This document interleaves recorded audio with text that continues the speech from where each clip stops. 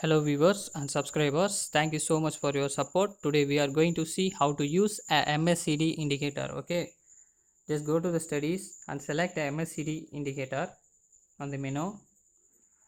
Yeah, I got it. I clicked right now. Fast MA period is 12 and slow MA period is 26 and signal period is 9. It's a very good period. Then click done. Okay, I just maximize my chart. I show you right now. The MACD indicator will appear on the chart. You see the trend MACD line will cross over the red line.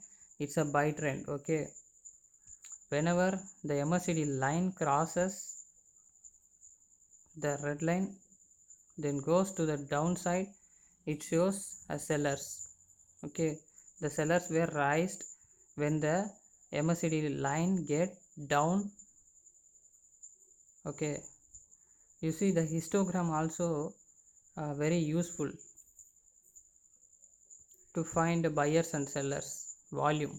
Okay, it shows a volume of the buyers and sellers in these candles. Okay, they are the uses of MACD indicator. If you like this video, kindly subscribe our channel.